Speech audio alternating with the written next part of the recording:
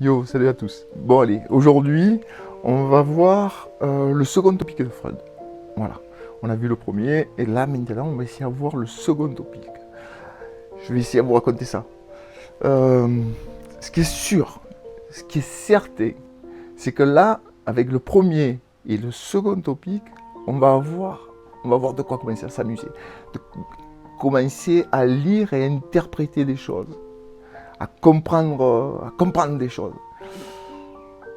Et il y a un truc que je peux vous dire, ce qui est sûr, c'est qu'à partir d'aujourd'hui, après avoir vu cette vidéo, les Marseillais, Plus belle la vie, Les Anges, toutes ces émissions-là, je vous garantis, vous les regarderez plus de la même façon. C'est sûr. Bon, allez, si ça vous plaît, mettez-moi un petit j'aime. Un grand merci à tous ceux qui nous ont suivis, tous ceux qui ont compris ma démarche et celle de Brigitte. On vous embrasse à tous et puis on se retrouve sur YouTube.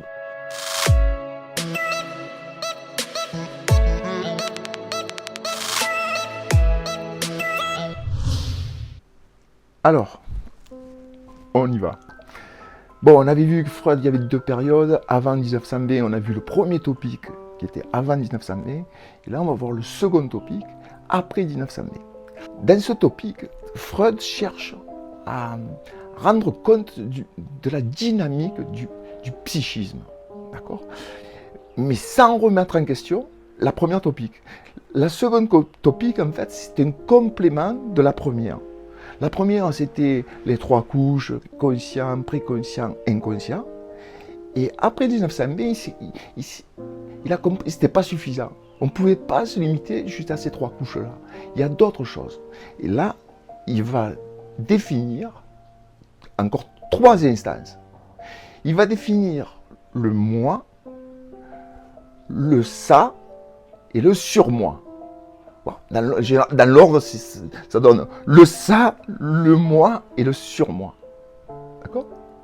Chez l'être humain, en fait, au début de la vie, tout est du ça. Le ça, c'est la première instance qui définit. On dit qu'elle est innée, c'est à notre naissance, on l'a. C'est un réservoir pulsionnel. Il contient les instincts, les besoins vitaux, les désirs, les tendances agressives. Ça, le ça, c'est ce qu'on est au départ, il y a tout ça dedans. Le ça cherche toujours à satisfaire nos besoins innés. Le ça a tenté de vouloir toujours les satisfaire. Il peut oublier et même nous faire se mettre en danger. Par exemple, le bébé, quand il a faim, il pleure. C'est parce que c'est un besoin, il répond à un besoin, il s'exprime en pleurant, c'est tout ce qui l'intéresse, il pleure. Il pleure parce qu'il a faim, il pleure parce qu'il a froid, il pleure parce qu'il a soif, il pleure parce qu'il a mal. Là, il répond à du ça, il n'y a rien d'autre. D'accord ? Et il peut oublier et se mettre en danger parce que si, je sais pas moi, il y a des moments où il devrait se taire, nous, on est conscient du réel, lui pas. Lui, il n'est pas encore dans le réel. D'accord ? Il répond à ses besoins. Par exemple, s'il a faim et qu'il se met à pleurer, il se peut qu'il y ait un prédateur, n'importe quoi, je vous parle, vous comprenez ? Il peut se mettre en danger. Donc le ça, en fait, il est soumis au principe du plaisir. Le ça, c'est que du plaisir. Il est soumis à ce principe-là. Mais petit à petit, sur la pression quand on est de la réalité, là, c'est avec la frustration que va se développer le moi.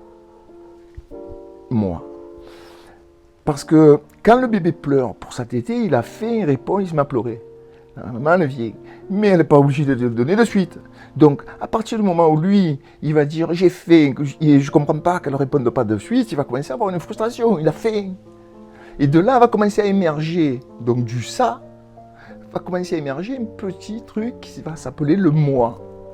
C'est parce que c'est face à la frustration du monde extérieur, du monde réel.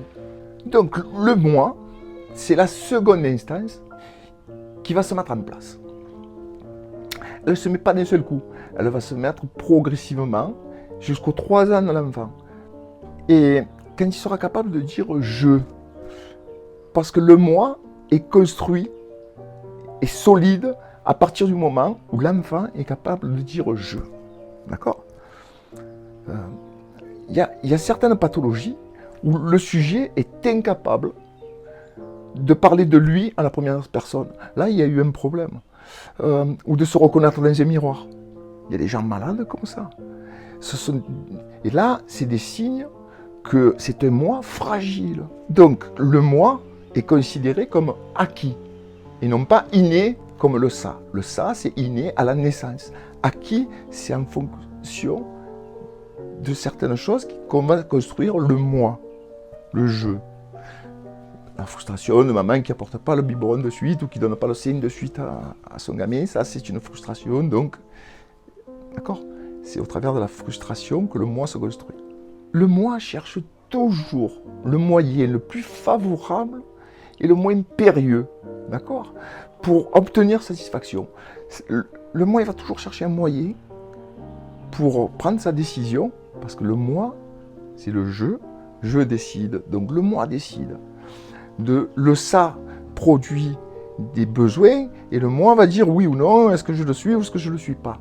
Donc le moi permet de ne pas rester dans la toute-puissance du ça, comme quand on était petit.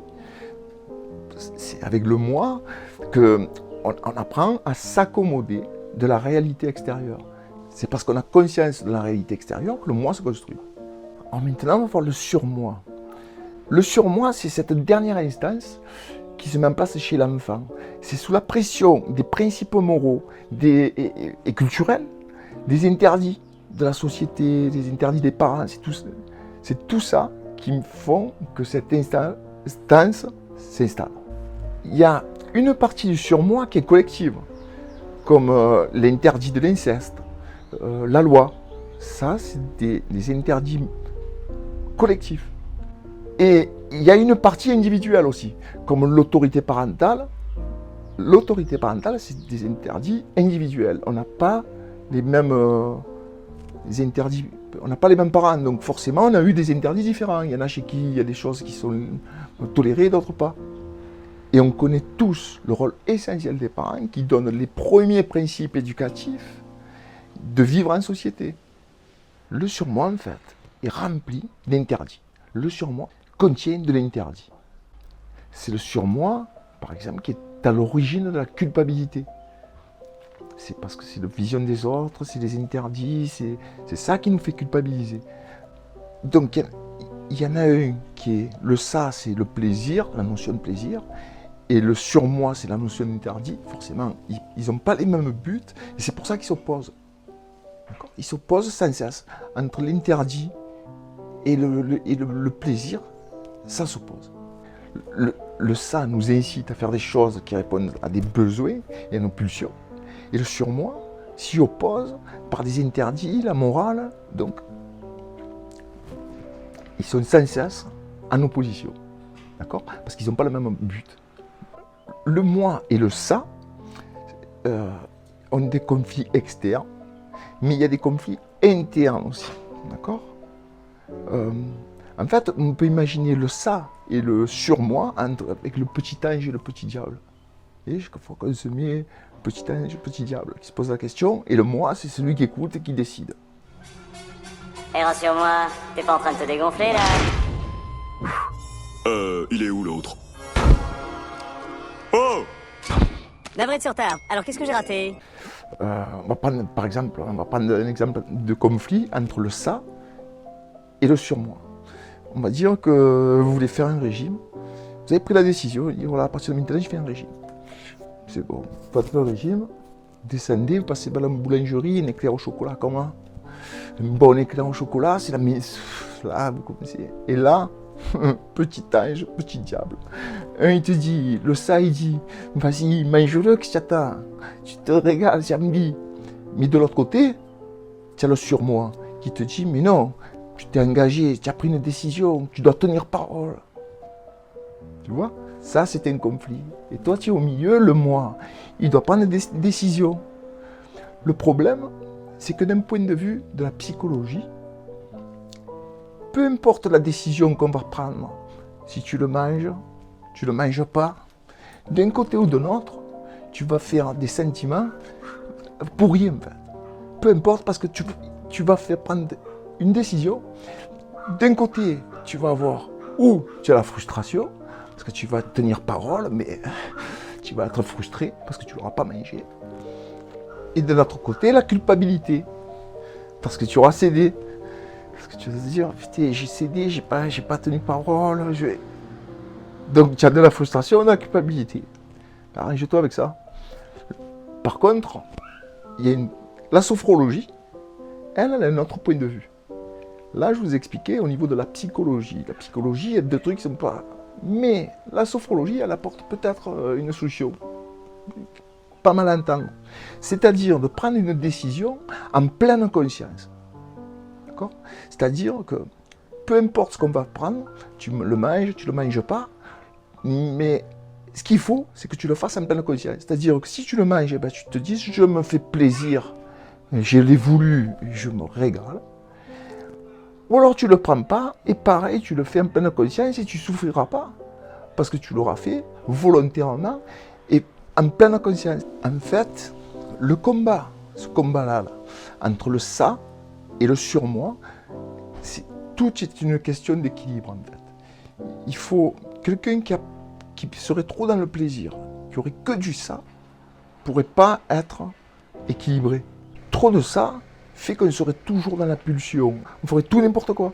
Et à l'inverse, un surmoi trop surdimensionné nous empêche de vivre. Il y a des gens qui ont des problèmes pathologiques sur ça. C'est-à-dire qui n'arrivent pas à vivre normalement. Ils sont toujours en train de s'excuser, toujours excuse-moi, je n'aurais pas dû faire ça, oh mon Dieu, ça c'est pas bien, oh mon Dieu, ce qu'on va penser. Il y a un problème sur ça. On ne peut pas vivre en étant un surmoi surdéveloppé, on aurait trop le regard des autres, le regard de la morale, on a le droit à avoir un juste milieu. Répondre à des plaisirs qui sont du ça, le ça vous demande des trucs comme ça, peu importe, mais on est propre à chacun.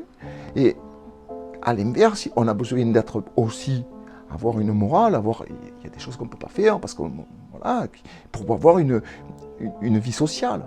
Bon, maintenant c'est l'instant de la magie. Alors là, magie. Alors, ce schéma. Là, maintenant, je vous ai expliqué le surmoi, le moi, le ça. On va rassembler les deux topics. On va mettre ensemble, comme des calques. On va les mettre les deux, vous voyez, voilà. On a bien le conscient qu'on a parlé. On sait ce que c'est le conscient. C'est la partie où il y a de l'air. On voit la partie préconscient, c'est entre deux eaux. On voit l'inconscient qui est carrément, lui, sous l'eau, au fond. Et on voit ce petit iceberg là. Et ça, on retrouve la partie du moi, celui qui décide, le surmoi, le petit ange, et le ça, le petit diable. D'accord ? Et là, on regarde maintenant, regardez individuellement. On voit que la partie du surmoi, c'est-à-dire la morale, les interdits, il y a une partie qu'on est conscient, elle sort, elle est en dehors. On sait qu'on a une partie du surmoi toujours qui est préconscient, et il y a une partie qui est inconscient. D'accord ? Dans l'interdit, il y a une partie inconsciente qui nous a été inculquée, qu'on ne se rappelle plus, que c'est rangé, que... Rappelez. Maintenant, on regarde le moi. Le moi, celui qui décide, moi, je. Il y a une partie de je fais tout ça en pleine conscience, je suis conscient. Je fais des choses dans mes rêves, tout ça, pareil. Inconsciemment, c'est dans le préconscient. Pas inconsciemment, mais préconscient. Ou sinon, il y a une partie que je fais inconsciemment. D'accord ? Des fois, on me fait des trucs, on ne sait pas pourquoi. On a fait ça, plus que notre, je ne sais même pas pourquoi. Voilà. D'accord ? Et on voit bien, par contre, le ça. Lui, comme on a dit, il est inné. Il est à la naissance. Il est inconscient. Il n'a pas conscience de la réalité extérieure. Rappelez-vous le bébé qui se met à pleurer parce qu'il a faim ou il a soif. Et un tigre, c'est bon, il va le manger, il est mort. Donc, mais ça, il n'en a pas conscience. La réalité, il s'en fout. Lui, il veut répondre. Le ça, c'est celui qui répond là. C'est le petit diable. Vous comprenez ça ? Ça, c'est les trois instances. Bon, maintenant, on a vu les deux topics de Freud. Et vous allez voir, ce que je vous ai dit au début, c'est que maintenant, plus belle la vie. Toutes ces émissions à grande écoute, il y a des gens qui étudie la psychologie, qui étudie ce principe-là de répondre aux besoins pour les personnages, pour tout ça. Regardez, et regardez aussi, c'est dans tout, dans votre entourage, vous allez le trouver. Et le plus, c'est dans tout ce qui est à grand public. Voilà, ils le mettent en application parce que c'est les bases de comment on fonctionne. D'accord? Bon, j'espère que ça vous a plu. Et puis, si ça vous a plu, comme d'hab, un petit j'aime. Voilà. Merci, et encore une fois, merci à tous ceux qui nous ont suivis. Je vous embrasse. Ciao.